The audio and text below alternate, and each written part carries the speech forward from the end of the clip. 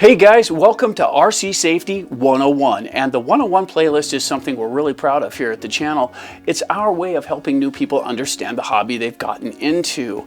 This, like the rest of the 101 videos, is geared towards new people, but hopefully we can help a few veterans along the way. A safety reminder is never a bad thing. So if you look around on the shelves behind me, you'll see what a lot of people consider to be toys. The thing is, these things aren't just toys. Nowadays, they're strong, they're fast, and they're powerful. And that power needs to be respected. In this video, we're going to get into the safety issues that are, connected to these things, and we'll get to the bottom of it best we can. This is a basic understanding of safety. There's always more to learn. Check this out.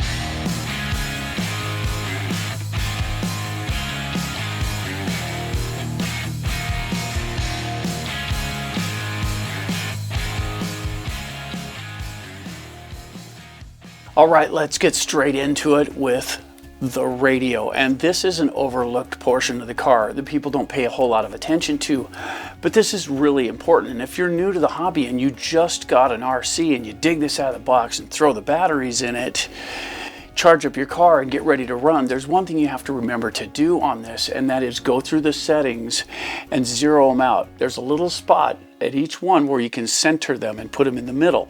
It's important that you center all these before you turn your car on, because let's say your throttle trim is set up, and that's where it sets the car for neutral. If you have your throttle trim set wrong, you plug the car in and turn it on, it beeps a few times and then takes off. And some of the older cars with the older speed controls, they don't beep or anything. They just come on and run. It's always good to set this first. So once you get this set, so you know the car will stay where it's supposed to be, you turn everything on. That's fine. Keep in mind, start this first, turn on the car, and when you're done, this is the last thing you turn off. This is on more than the car. This on first, this off last. So while we're talking about the radio, let's touch on this really quick for a second. Have you ever seen anybody do this? So you take the radio and it fits right in your pocket.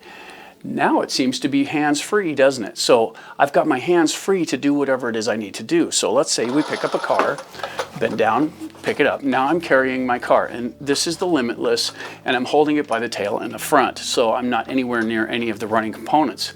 But if I picked up a different one, let's say I picked up this one. Now I'm holding it by the front and the tail, but I'm right in by the moving components. All right, so I'm carrying it along and I bump something. Now, if you look, I don't know if you can see this on the camera, but I just hit the bench with it, which activates the trigger. Now this, without my control, spins up in my hands. If I've got my hands anywhere near the drive axles, anywhere near the tires, when this lights up, it's gonna hurt. And when these tires spin up, and these are aftermarkets, but it doesn't matter what the tire is, when these spin up, they can remove skin really fast.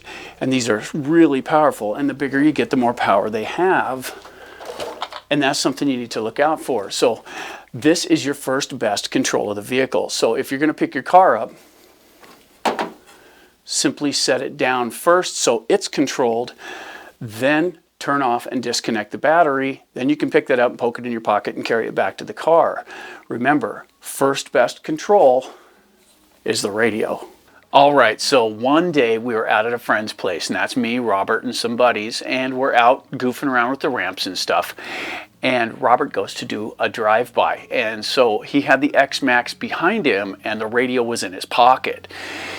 And he bends down to set up a camera so he can do this run-by, and the car takes off.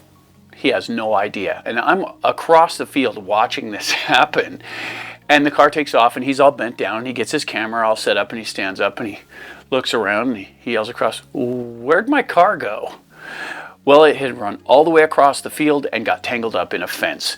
And that's the thing. It was only luck that the car went away from the group and not towards the group. The X-Max is an 8S car. It's big, and it's got a lot of power and weight to it, and that can cause some real damage if it runs into somebody or something. And that's the thing, with the radio in his pocket, it made it there he was able to actually hit the trigger and cause that when he bent down. So that's the thing.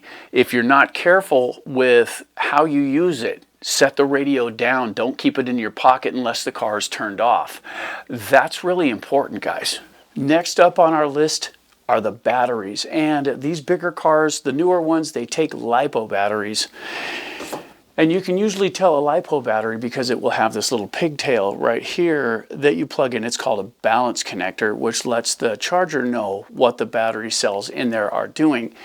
And it's necessary for this kind of thing. Now, we have a video out, which is RC Batteries 101, and that goes in depth on the battery thing, showing all the differences between hard shell to soft shell to charging to the dangers of these things. Because keep in mind, guys, these are energy sources and they store a lot of it, and these things are dangerous, and they come in many different configurations here.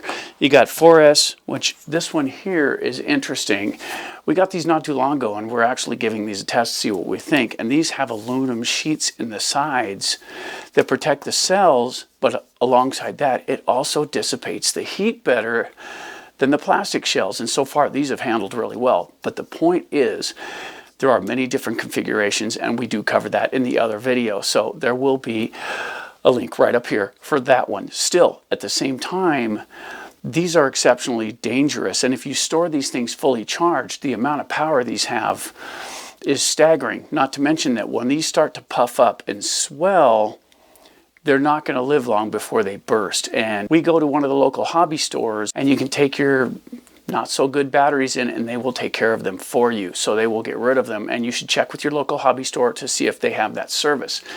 Dealing with these any other way, if you don't have a way to completely discharge these, it's a problem. And we've been looking into that, and we still haven't found a way to discharge all of them from 6 cell down. The 2 cells are pretty easy to do, but the bigger ones, they're a little bit harder to handle. So getting rid of them can be a little bit of a difficult and tricky thing. Still, your first order of business would be to check with your local hobby store and see if they have a way to recycle them, or your local waste management company. They should be able to tell you as well. Still, alongside that, if you do happen to have one of these things touch off in your car, there's really not a whole lot you can do with it. Even with the Teslas and the newer cars, they kind of have to watch them burn because they have everything they need. Everything you need to catch fire is inside of this, and a fire extinguisher will not put it out. And I've seen people throw them in a bucket thinking water's going to be helpful. It just makes a big black mess wherever you throw it in, and it really doesn't do anything because the fire's inside the battery. What you have to do is kind of just let it burn itself out. But if you can get it to a safe location, something non-flammable, don't charge these in the house, guys. Make sure you charge them in a non-flammable area. We have a charging bay. It's all metal with brick on the inside, and we store our batteries in that, and we'll put a picture of that right up here. And the charging bay's on top with a closing lid. If we have any problems, we can close it, roll it away from the wall, and we're golden. And it's in a room that can be easily ventilated because you don't want to breathe this stuff. It's pretty gnarly. So these are exceptionally dangerous, but if you do the maintenance on them and you store them properly and you take care of them and you keep them outside of your living area, where if they do have one go bad, it doesn't like flood the house, then you have the best chance of making it work. We've been here a long time doing this, and we've had 1 or 2 fail, but we've never had one actually catch fire in the car. The only thing we've caught fire in the car is an ESC, and we've actually lost 2 of those. One was a Hobbywing, one was a Spectrum, and we lost those when we plugged the battery in. And the thing about that is, when you go to plug the battery in, it can arc. When you touch the 2 ends together, if you don't do it quickly, it'll arc in there, and that arc actually amplifies the current going to the ESC, and it can burn out the ESC. And we've lost the capacitors that are built into the ESCs just by plugging them in. It pops them and then it catches fire, and it was only unplugging it very quickly that saved the car from getting burned to the ground. That is overcurrent to the ESC causing that. And so the solve for that is, when you go to connect, get things lined up and make contact really quick and then push it together. But don't dilly-dally trying to line it up. Get it lined up and stick it together really quick so it minimizes that current spike and everything holds up together. So that's how we minimize that here. And since we started doing it that way, we've had a lot less trouble. All right, so radio and batteries behind us. Let's get into the elephant in the room, and that's the hazards these vehicles possess. Now, when you start with a small one, These are cool little cars, and they're quick, but at the same time, they don't have a whole lot of weight to them. They're really light overall. They are pretty quick, but they're pretty safe overall as well too. The drive cups inside have rounded flanges on them, so you can't get your finger stuck in there. There's no place to get your finger jammed in. You could poke a finger in the wheel here, and the wheel could spin up, but I think you could pretty well just stop that with your hand. There's not a lot of power involved. It's just geared properly to go fast. And this one has nickel metal, or what are these, lithium ion batteries, and this one. And these are easy to maintain. This would be one I would have no problems handing a 6-year-old and let them play with it in the driveway. They'd have a pretty good time with it, and it's pretty easy to control. And this one's 4-wheel drive. The one back there under the television, that one is 2-wheel drive, and it's every bit as fast, and it controls good. And I would hand them that one as well. The only things that you have to kind of keep an eye on here are pretty basic stuff here. In here you've got your heatsink, but right on the edge here, there's the actual motor housing, and that can get really hot. The batteries can get hot. The heatsink on the ESC combo can also get hot. So when the kids are inside of this, there's the potential for them to maybe not severely, but lightly burn themselves on the components in there. And if you look, here's the arm for the steering on this particular one. I'm not going to say which one it really is because they're all basically the same as far as the components go, but it moves a little bit back and forth, and there's really no place to get pinched up in there. Everything works pretty smooth. Like I said, the bell housings in here, they're all smooth and there's no grabby points. So this one would be an excellent car for children. And pretty much any car like it will do the job. So that's pretty cool as well. But when you start moving up into the larger vehicles, the next one up, this one here in our studio is 10th scale. And this is a 2-wheel drive Vortex Boost. And this is made by Arrma. And their 3S platform, and you can always tell that because it's got the plastic chassis and such. These are really good cars. I really enjoy these. We have a lot of the 3S and 4S platforms here because they are so durable. This one, it's off the box. It even says this one does 30 miles an hour. And with a 7-cell nickel metal hydride pack in it, it gets right up in there to about 30 miles an hour. And since it's 2-wheel drive, it teaches them to drive with a little more throttle control. This isn't about this car. This is about the speed and power of this car. The back wheels, they do have a lot of power to them, but not quite as much as a brushless system. So for a beginner level car, this one here is pretty good, at least this series, or it doesn't matter who the manufacturer is. If it's basically got the same specs as this one, you should be good to go on that. This one would be perfect for, say, running in the driveway and things of that nature, small areas, new drivers. The radio that came with that actually had a cut down so you could even lower the voltage to the motor so it would only go so fast. So if you really have someone that's young, they could still play with it without getting in too much danger. Still, if they thumped you in the ankle with that, it would hurt pretty badly, and that's something you'd have to keep an eye on. It's good training because if they did happen to whack you with it, it wouldn't hurt as bad as, say, a faster one. So here's the next step up in that same platform. This is still a 3S platform car, but this one's the big rock, and this one is a 3S car, which means this one, geared properly, it should get somewhere close to 60. I would say it runs pretty average, around 45 miles an hour. And with the weight of this, which is just over 6 pounds, at that speed of 45 miles an hour, it's going to hit it over 400 pounds of impact force, just running at 45, and it goes faster than that, guys. So this one here could nicely ruin an ankle. It could hurt a small animal, and it could drop a child pretty fast, and it would never be funny because these are where you start to get into liability issues. Size and speed dictates power. Power requires responsibility. So once you move off past this, now we've got the 6S cars, which weigh even more. You've got the 8S cars up there, which are enormous. There's one back there, the XRT from Traxxas, the Kraton 8S and such. Those are all right at about 30 pounds, and they do about 45 miles an hour stock. These are stock ratings for these. And at 45 miles an hour, we're looking at about 1,700 pounds of force when they hit something at full speed. That would kill a small animal. It would send a small child, even a large child, even an adult, to the hospital.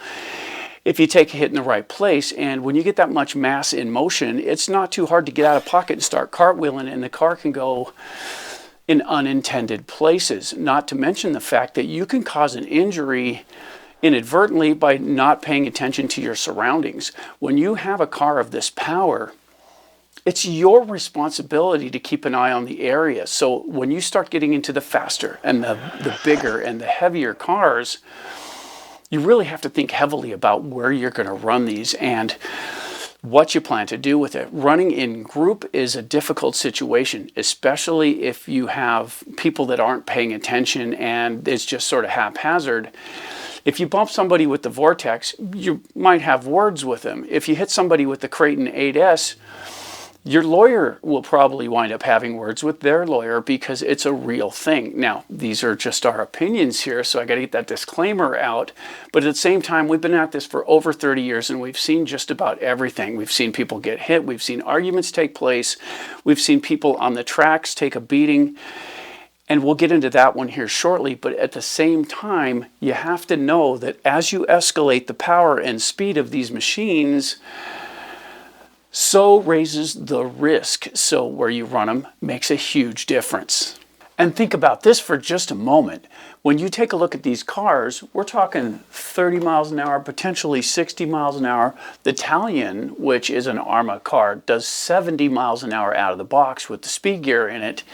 And it's 8 scale and it weighs quite a bit as well. You get about 45 miles an hour out of the Losis, the Armas, and the Traxxas rigs in the 8S category, which is super fast and a lot of impact. Now the thing is, these are stock numbers, but when you change up and you go for high speed, that's when you get into these kind of cars. And the road cars, they're a breed unto themselves. This one here, geared properly with the right electronics in it, can do over 100 miles an hour.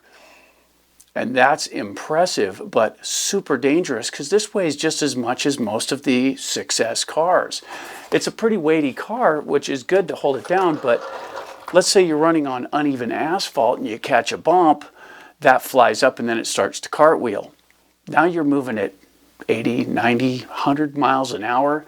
The impact rating would be impressive and it could damage automotive, it could break glass, and it could easily send one to the hospital. So that's one of those things you have to keep in mind. Also, Traxxas makes a version of that. They call it the X01, and it's capable of 100 miles an hour out of the box.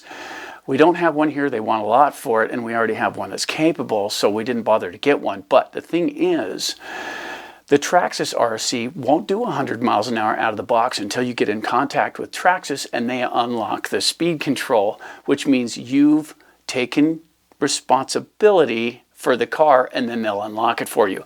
So once they get that legal stuff out of the way, it's up to 100 miles an hour and it is now completely your responsibility because you unlocked it. Now the thing is, you could bypass that by changing the electronics in it, but once you mod it, again, it lands directly on you. And even if you don't mod them, if you don't drive carefully and you cause injury, you're still in trouble. The thing is, if you mod one and you make it way faster and uncontrollable and somebody gets hurt, you'd have a much tougher time beating that in court because this is something you modified and that's something that will land on you. Okay, for those of you that race these things, that's a different situation because now you've got high performance vehicles in group running all at the same time in the same area. And I've done my share of turn marshalling, and so has everyone else that's raced these things. And you know when you're out on the track that your focus needs to be on your area of the track because you have multiple cars coming by and you can never be sure what they're going to do. You stand in the safest spot you can and you try and stay out of the way, but at the same time, one could hook a berm, get jerked up in the air, and it could hit you just about anywhere. And we've seen lots of people get hit by cars during the races. Most of the time we race 10th scale, but they do race the bigger ones, which escalates the damage potential. And being a turn marshal, you have to keep your game on when you're going to do that. If you're out in the field and you're watching someone run, keep a good eye on the car. Don't forget that it's running and start talking to your friends. It only takes a moment for it to cartwheel up and cause damage. And although it's not your responsibility, who really wants to be hurt by these things? The pain is real. I've broken toes, I've taken hits in the chest, I've taken hits in the knees. I've learned the hard way to stay out of the way, and that is a real thing. All right, let's take a minute and talk about gas RCs. Now, this is a nitro RC, and it's an older one, but this will work for what we're talking about here. This is two-wheel drive. It was made by Losi, and it is a nitro-powered vehicle, which means that there's a servo that runs the throttle in here. And the problem being is, on the back here, there's a little lump right here, holds all 4 of the batteries that power the radio in the car, which is separate from the radios in the transmitter. So you've got, now this is a different transmitter, but the idea is you have your transmitter and your car. And there are 2 different sets of batteries because this doesn't have a main drive battery in it anymore. It just runs on these 4. If these go dead in the car with these older ones, the radio seizes up. It locks right where it's at. And if you're running at full speed, whatever angle your steering's at, this will just continue to run till it hits something. And that's the problem with these. These are pretty quick, and they're fun to play with and all that stuff, and they sound cool when they're ripping. But if you have a radio problem, these don't just stop the way the newer ones do. Now, they have gas versions of this, and the gas ones are a lot bigger, and they run on basically weed eater motors, or whatever you want to call them, the little 2-strokes.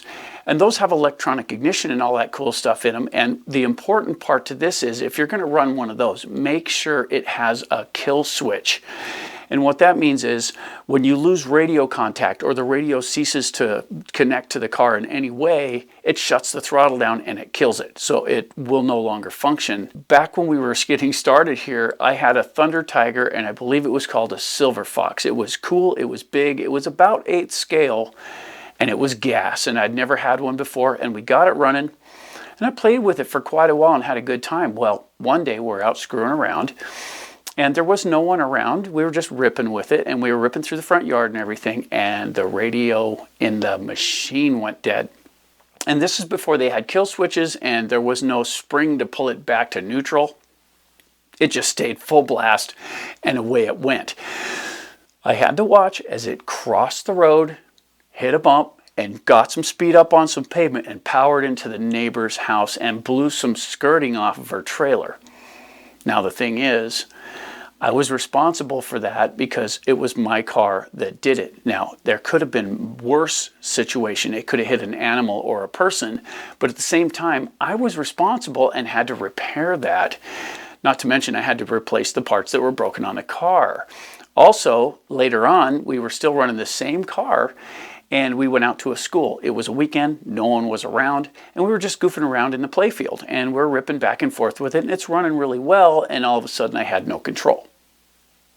And it was running full pin in the grass, and there was nothing I could do about it. I had to watch as the car goes down through the grass, and it hopped up on the asphalt where the kids play foursquare, and it got some speed up, and it ran right into the side of the building and just folded that RC right in the middle. It cost hundreds of dollars to fix.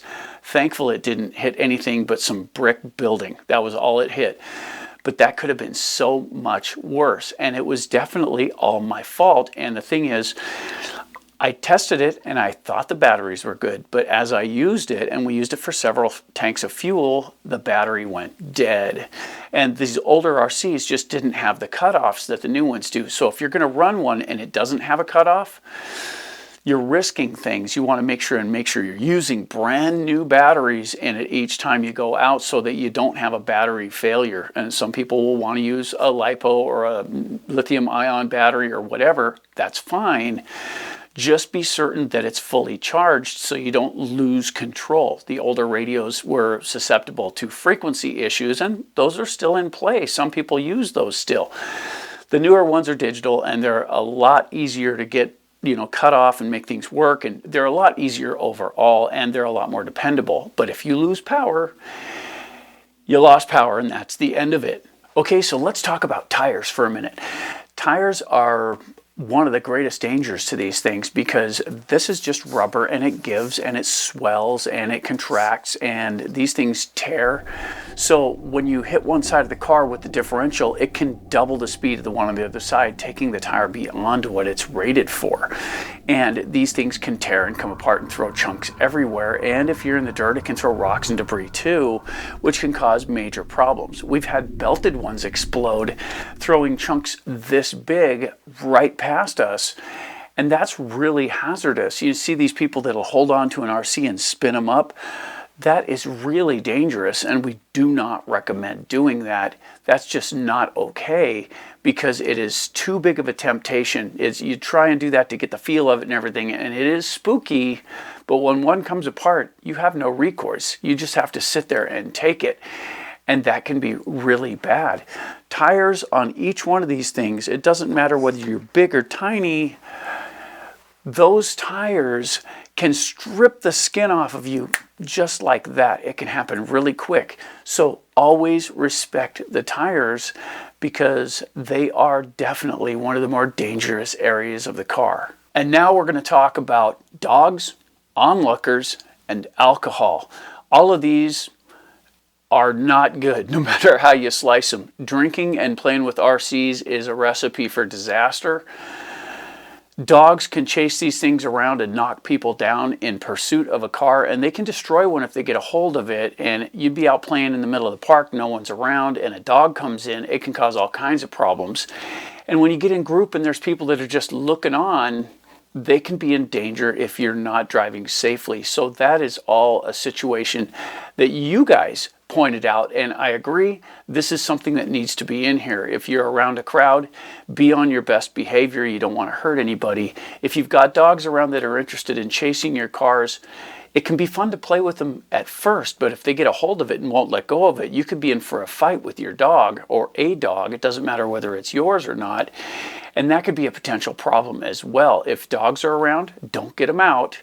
And you should never drink and drive.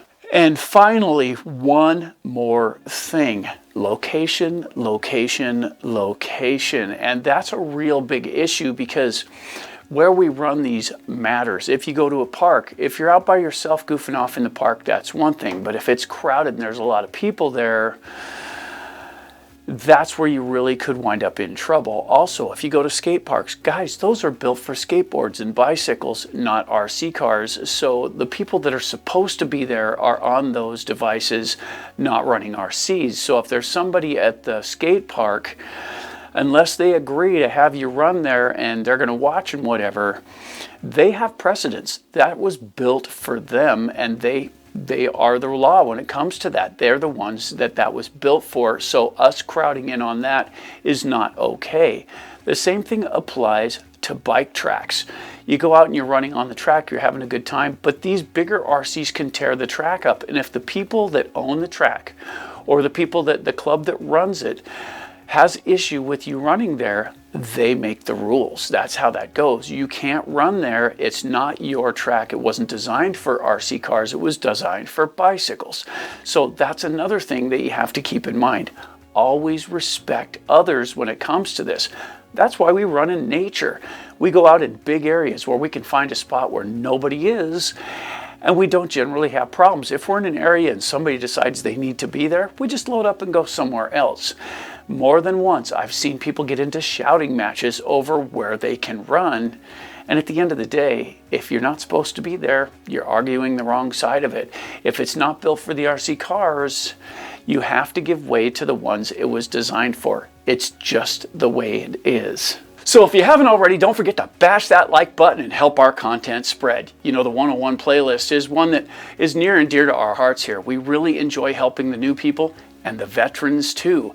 If you guys have anything safety related to do with RC cars that you think should have been in this video, please feel free to leave it in the comments down below and help others along the way. Hey guys, for AJ Jam Studios, I'm AJ saying, keep bashing, guys.